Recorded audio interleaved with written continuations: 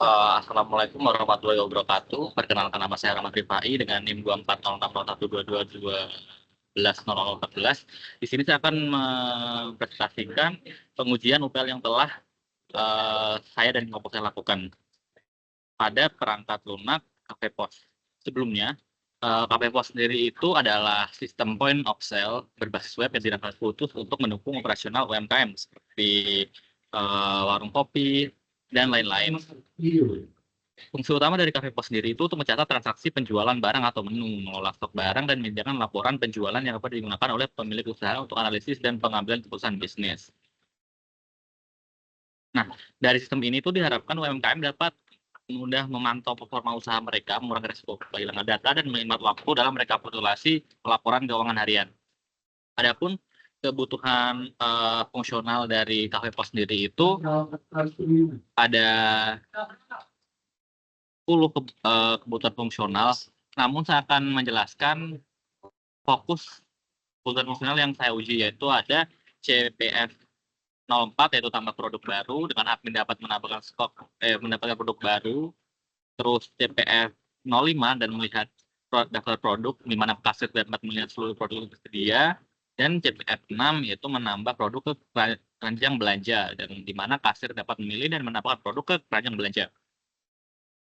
Selanjutnya ada kebutuhan fungsional juga, dan kita lanjut ke jenis pengujiannya, yaitu pada pengujian unit, di mana fokus ada use case yang saya gunakan, yaitu data produk, di mana untuk butir ujinya yang pertama ada tambah produk dengan input valid, terus ada tambah produk dengan nama kosong, tambah produk dengan harga negatif, tambah produk dengan stok negatif, dan tambah produk dengan semua input kosong.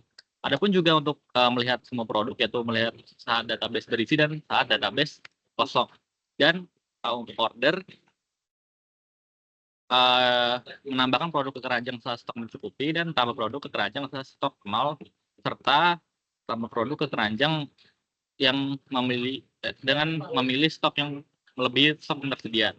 Untuk pengujian sendiri, pengujian unit menggunakan teknik white box dan dilakukan pada tanggal 20 Juni 2025.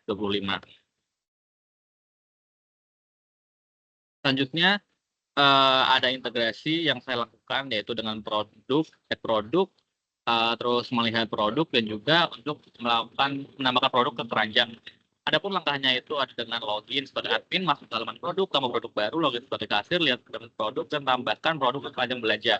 Di mana uji integrasi ini menggunakan teknik white box, black box yang dilakukan pada 21 Juni 2025.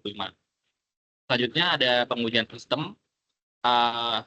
Untuk use case tambah produk baru, butir ujinya itu adalah tambah produk baru dengan input valid, tambah produk dengan nama kosong, lalu tambah produk dengan harga negatif, dan tambah produk dengan stok negatif, dan tambah produk dengan input kosong.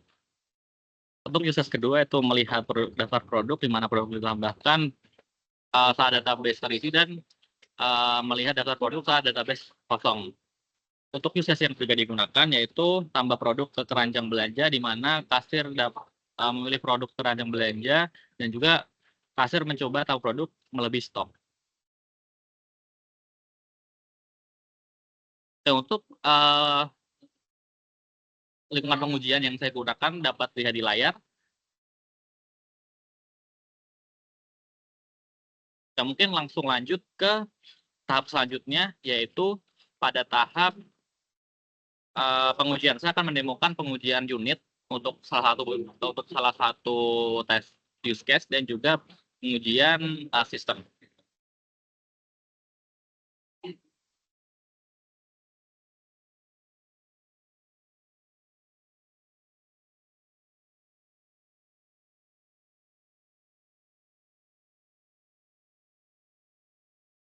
Oke, yang pertama saya akan melakukan unit test pada tambah produk, di mana saya telah menyiapkan 5 butir uji tadi dengan tes semua itu valid, tes dengan nama kosong, harga negatif, stok negatif, dan juga semua input kosong. Dengan kode yang dapat terlihat, Selanjutnya, kita akan melakukan run pada kode ini. Nah, saya di sini untuk unit test menggunakan PHP unit.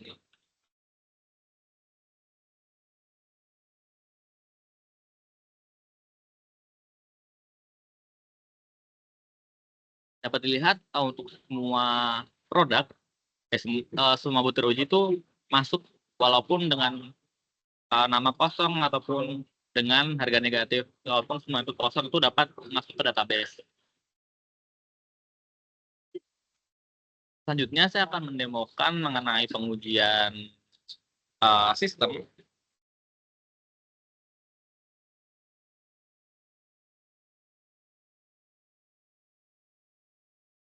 Oke, pada pengujian sistem saya akan menggunakan data add product. Misal tadi kita menggunakan dengan semua input valid.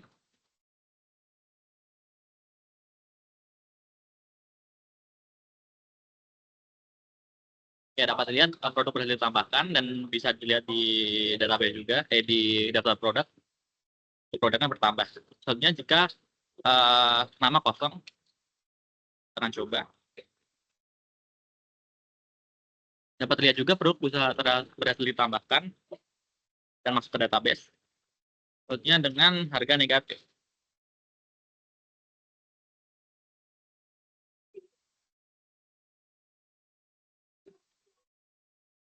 Kita dapat lihat produk berhasil ditambahkan juga dan berhasil masuk ke database. Selanjutnya dengan stok negatif berhasil ditambahkan juga dan semua input kosong. Kosongkan. Dapat dilihat juga tadi semua berhasil dimasukkan.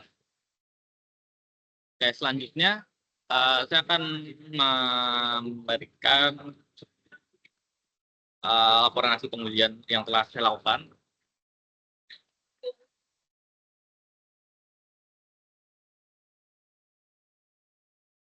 Untuk laporan hasil pengujian yang telah saya lakukan, yang pertama tadi pada unit test dapat terlihat bahwa semua itu diterima, tapi seharusnya ada beberapa yang ditolak, seperti saat input untuk nama kosong ataupun untuk harga dan stok negatif itu harusnya ditolak.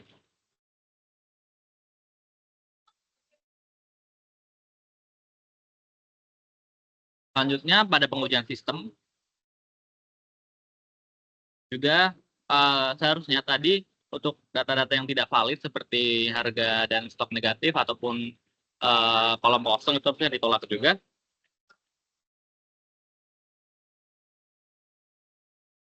Ini adalah hasil yang telah saya uji.